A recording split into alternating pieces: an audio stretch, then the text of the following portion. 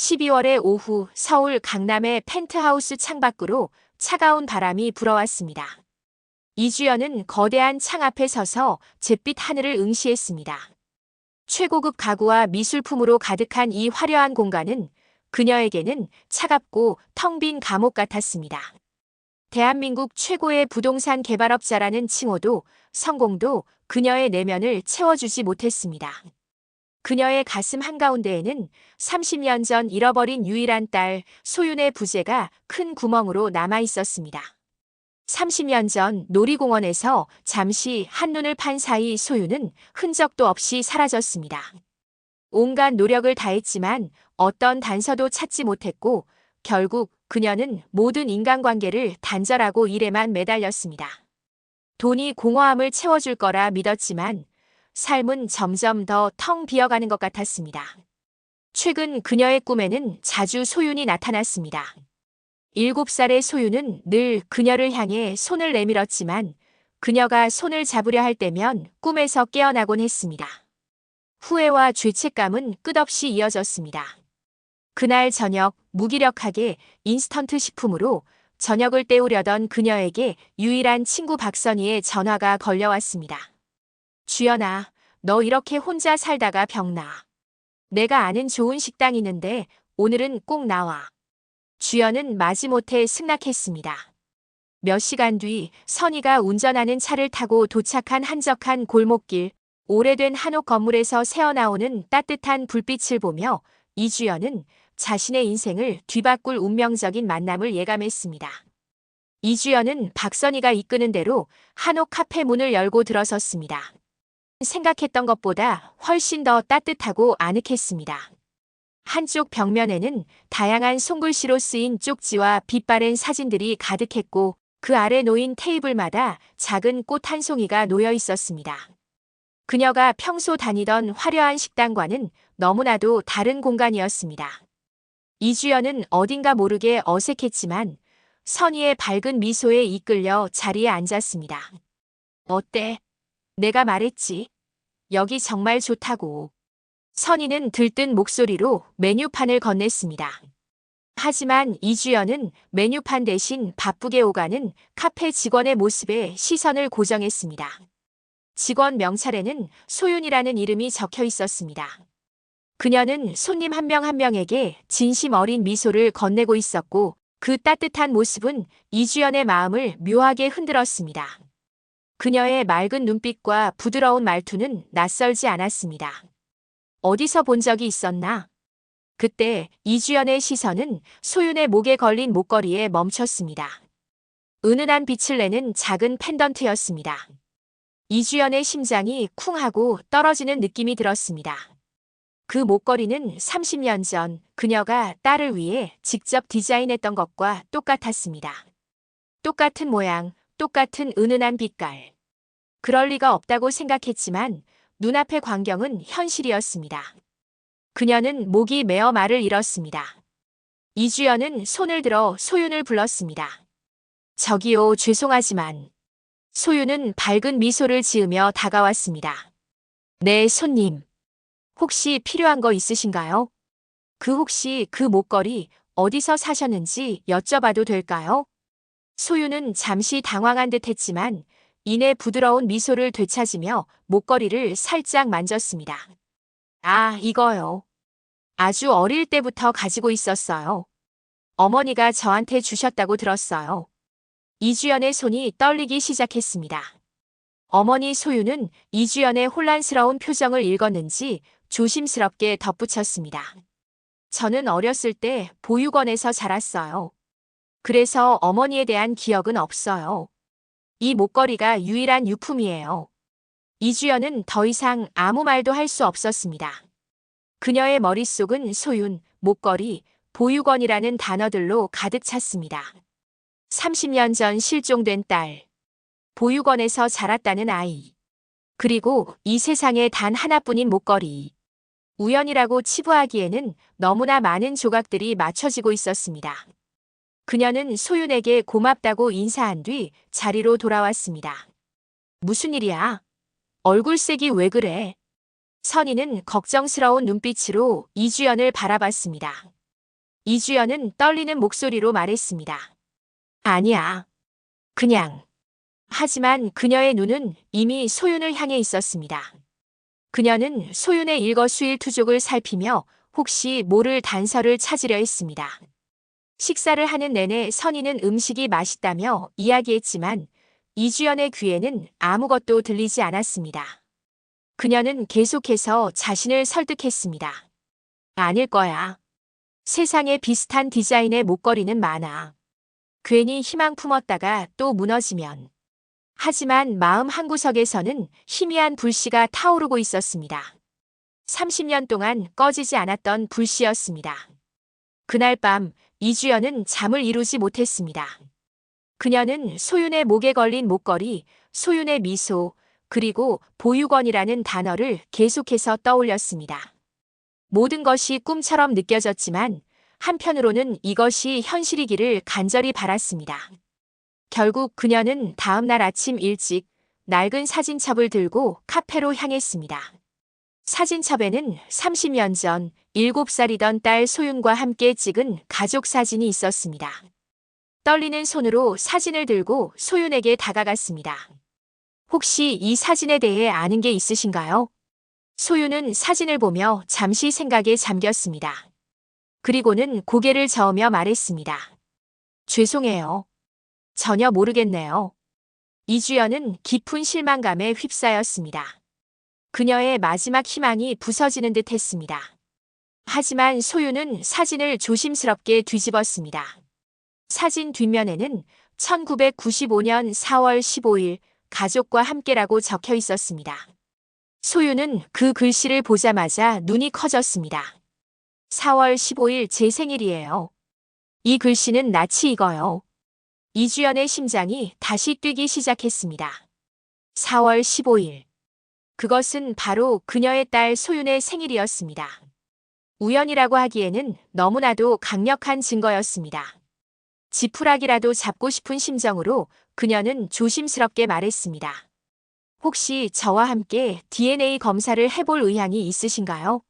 제발 부탁이에요. 소윤은 당황한 표정으로 이주연을 바라봤습니다. 하지만 그녀의 눈빛에서 느껴지는 간절함에 결국 고개를 끄덕였습니다. 알겠습니다. 저도 제 과거에 대해 늘 궁금했거든요. 이주연은 안도감에 숨을 크게 내쉬었습니다. 이제는 더 이상 혼자 고민하지 않아도 되었습니다. 그녀의 30년 동안의 기다림과 슬픔이 마침내 끝을 맺을 수도 있다는 희망이 보였습니다. 낡은 사진 한 장과 보육원 출신이라는 사실, 그리고 생년월일이라는 세 가지 단서가 그녀를 진실로 이끌고 있었습니다.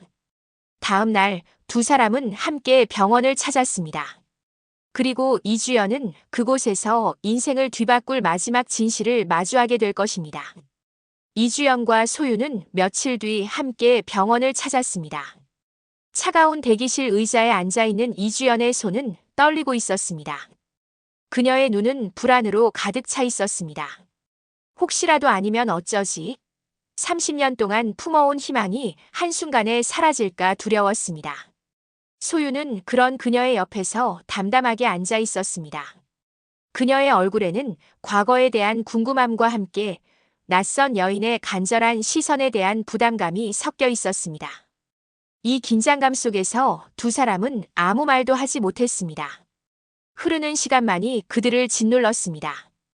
드디어 의사가 그들을 불렀습니다.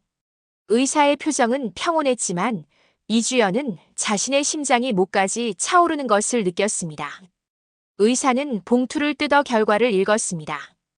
99.99% 확률로 모녀 관계가 맞습니다. 그 한마디에 이주연의 세상은 정지했습니다. 30년간 멈춰있던 시간의 흐름이 한순간에 폭풍처럼 몰려왔습니다. 그녀는 눈앞이 흐릿해지는 것을 느끼며 주저앉을 뻔했습니다. 소윤 역시 충격에 휩싸인 듯 굳은 표정으로 앉아 있었습니다. 그녀의 눈에서는 눈물이 흐르지 않았지만 떨리는 손은 모든 감정을 말해주고 있었습니다. 소윤아, 엄마야.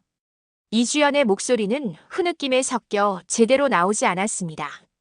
그녀는 무릎을 꿇고 앉아 소윤의 손을 잡았습니다. 소윤의 손은 차가웠습니다. 이주연은 소윤을 끌어안고 30년 동안 참아왔던 눈물을 쏟아냈습니다. 미안하다. 엄마가 널 잃어버렸어. 정말 미안해. 소윤은 아무 말 없이 이주연의 품에 안겨 있었습니다. 처음 느껴보는 낯선 여인의 품이었지만 왠지 모르게 따뜻했습니다. 그녀는 지난 세월 동안 자신이 왜 세상에 혼자였는지, 왜 부모에 대한 기억이 없었는지 모든 퍼즐이 맞춰지는 것을 느꼈습니다. 자신의 유일한 보물이었던 목걸이, 그리고 그 목걸이를 건네준 이 여인이 바로 자신의 어머니였다는 사실이 믿기지 않았습니다. 그날 이후 이주연은 딸에게 잃어버린 모든 것을 되돌려주기 위해 노력했습니다. 그녀는 자신이 가진 모든 것을 소윤에게 주고 싶었습니다. 강남의 최고급 펜트하우스, 수십억 원의 재산, 그리고 그녀의 모든 권력을 동원해 소윤의 인생을 바꿔주고 싶었습니다. 소윤아, 이제 넌 이 집에서 살아. 내가 좋아하는 옷, 가방, 뭐든지 사줄게. 앞으로는 내가 하고 싶은 일만 해. 하지만 소윤은 고개를 저었습니다. 엄마, 전 괜찮아요. 저는 제 삶이 있어요. 소윤의 태도에 이주연은 혼란스러웠습니다. 평생을 돈과 물질로 사람들의 마음을 얻었던 그녀에게 소윤의 거절은 충격적이었습니다. 이주연은 소윤이 자신을 원망하고 있다고 생각했습니다. 30년 동안 방치한 것에 대한 벌이라고 여겼습니다. 그녀는 딸의 마음을 열기 위해 더욱더 물질적인 것을 내밀었습니다. 내가 보육원에서 힘들게 지냈다는 거 알아. 이제는 그럴 필요 없어. 엄마가 전부 해줄게. 엄마, 저는 힘들지 않았어요. 저를 키워주신 보육원 선생님들도 함께 자란 친구들도 모두 저에게 가족이었어요. 저는 지금의 제 삶에 만족해요. 이모저모 행복했어요. 소윤의 단호한 말에 이주연은 할 말을 잃었습니다. 그녀는 소윤이 자신을 받아들이지 못하고 있다고 생각했습니다. 죄책감은 더욱 깊어졌고 그녀는 다시 절망에 빠졌습니다. 어떻게 해야 딸의 마음을 얻을 수 있을까? 그녀의 오랜 습관처럼 문제를 돈으로 해결하려 했지만 그것은 통하지 않았습니다. 그녀의 노력은 오히려 소윤을 더욱 밀어내는 결과를 낳았습니다. 며칠 후 이주연은 다시 혼자 펜트하우스에 앉아 있었습니다. 창밖에는 여전히 잿빛 하늘이었습니다. 그녀는 자신이 딸을 찾았지만 딸의 마음을 얻는 것에는 실패했다는 사실에 깊은 절망을 느꼈습니다. 그때였습니다. 책상 서랍 안에서 낡은 수첩이 눈에 들어왔습니다. 그것은 30년 전 소윤을 잃어버린 그날 아침 소윤이 그녀에게 선물했던 수첩이었습니다. 수첩을 펼치자 삐뚤빼뚤한 글씨와 함께 그림이 그려져 있었습니다. 엄마 힘내세요. 사랑해요. 그 옆에는 소윤이 그린 서툰 그림이 있었습니다.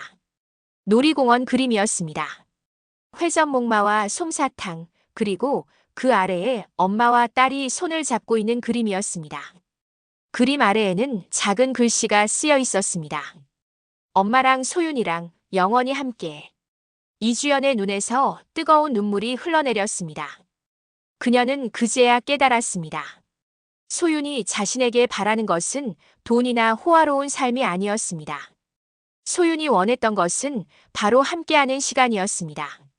물질로 모든 것을 해결하려는 자신의 방식이 틀렸다는 것을 비로소 깨달았습니다. 그녀는 잃어버린 딸의 마음을 다시 얻기 위해선 돈이 아닌 진심을 보여줘야 한다는 것을 알게 되었습니다. 절망 속에서 그녀는 새로운 희망을 보았습니다. 그녀는 자리에서 벌떡 일어났습니다. 이제 무엇을 해야 할지 분명해졌습니다. 그녀는 낡은 수첩을 소중히 끌어안고 딸에게 건넬 진심 어린 말들을 생각했습니다. 그 진심이 소윤에게 닿을 수만 있다면 그녀는 어떤 위기도 극복할 수 있을 것 같았습니다. 이주연은 낡은 수첩을 품에 안고 밤을 지새웠습니다. 딸이 자신에게 바랐던 것이 무엇인지, 그리고 자신이 지난 30년간 무엇을 잃어왔는지 깨달았습니다. 그녀는 더 이상 돈으로 딸의 마음을 사려 하지 않겠다고 다짐했습니다. 그동안 쌓아온 성공과 부 모든 것을 내려놓고 오직 딸의 마음을 얻는데 집중하기로 결심했습니다. 다음 날 아침, 이주연은 떨리는 마음으로 소윤이 일하는 카페로 향했습니다. 소윤아, 잠깐 이야기 좀 할 수 있을까? 소윤은 고개를 끄덕였고 두 사람은 카페 안쪽에 있는 작은 테이블에 마주 앉았습니다. 주연은 깊은 숨을 내쉬고 조심스럽게 입을 열었습니다. 내가 왜 나한테 선을 긋는지 알아. 30년 동안 엄마 없이 혼자 지내는데 갑자기 나타나서 모든 걸 바꿔주겠다고 한 내 방식이 틀렸다는 것도 깨달았고 엄마가 미안해. 주연의 진심 어린 사과에 소유는 눈빛이 흔들렸습니다. 그녀는 늘 강하고 완벽하기만 했던 어머니의 약한 모습을 처음 보았습니다. 엄마, 저는 엄마를 원망하지 않아요. 저를 잃어버린 게 엄마 탓이라고 생각하지도 않고요. 단지 저는 지금의 제 삶에 만족해요. 엄마의 돈이나 화려한 삶은 제게 필요하지 않아요. 그래. 엄마가 그걸 몰랐어. 내가 뭘 원하는지 듣지도 않고 그저 내 방식대로만 하려고 했지. 미안해, 정말로. 이주연은 소윤의 손을 잡았습니다. 그동안 쌓여왔던 오해와 벽이 서서히 무너지는 순간이었습니다. 그날 이후 두 사람의 관계는 조금씩 달라지기 시작했습니다. 이주연은 더 이상 소윤에게 물질적인 것을 내밀지 않았습니다. 대신 그녀는 매일 카페에 찾아와 소윤이 일하는 모습을 지켜보았습니다. 손님들과 편안하게 이야기하고 능숙하게 커피를 내리는 소윤의 모습을 보며 이주연은 자신이 몰랐던 딸의 삶을 조금씩 이해했습니다. 어느 날 이주연은 직접 앞치마를 두르고 소윤을 도왔습니다. 서투른 몸짓으로 테이블을 닫고 주문을 받았습니다. 손님들은 깜짝 놀랐지만 이내 이주연의 진심에 미소를 보냈습니다. 소윤은 그런 엄마의 모습이 낯설면서도 고마웠습니다. 엄마, 이제 그만하세요. 힘드실 텐데. 아니야. 괜찮아. 힘들지 않아. 그리고 재밌어. 주연의 얼굴에는 그동안 볼 수 없었던 진심 어린 미소가 피어 있었습니다. 그녀는 수십억짜리 계약을 성사시켰을 때보다 딸과 함께 테이블을 닫고 손님에게 커피를 건넬 때 더 큰 만족감과 행복을 느꼈습니다. 그날 밤 두 사람은 카페가 문을 닫은 후 함께 앉아 이야기를 나누었습니다. 엄마, 사실 제 꿈은 이런 작은 카페를 여는 거였어요. 그래. 엄마가 도와줄게. 내 꿈을 이루는 거 엄마가 도와주고 싶어. 소유는 고개를 저었습니다. 아니요, 엄마의 돈으로가 아니라 엄마와 함께 하고 싶어요. 엄마의 경험과 제 열정으로 우리 같이 만들어가요. 이주연은 울컥했습니다. 소윤이 자신에게 원했던 것은 돈이 아니라 함께하는 시간이었다는 것을 다시 한번 깨달았습니다. 그녀는 소윤의 손을 잡았고 두 사람의 눈빛에는 굳건한 신뢰가 싹트기 시작했습니다. 달 후 두 사람은 새로운 카페를 준비하기 시작했습니다. 이주연은 직접 발로 뛰며 좋은 상가 건물을 찾았고 소윤은 인테리어 디자인과 메뉴 개발에 몰두했습니다. 이주연은 그녀의 사업 경험을 살려 자금 관리와 법률 문제를 도왔고 소윤은 그녀의 따뜻한 감각으로 공간을 채워나갔습니다. 오랜만에 이주연의 얼굴에는 활기가 넘쳤습니다. 그녀는 낡은 작업복을 입고 페인트 칠을 하거나 무거운 가구를 옮기면서도 전혀 힘들다는 표정을 짓지 않았습니다. 오히려 그 모든 과정이 행복했습니다. 마침내 카페의 공사가 끝났고 간판이 걸렸습니다. 소윤의 장소라는 이름 아래 엄마와 딸이 함께 만드는 꿈의 공간이라는 작은 문구가 새겨져 있었습니다.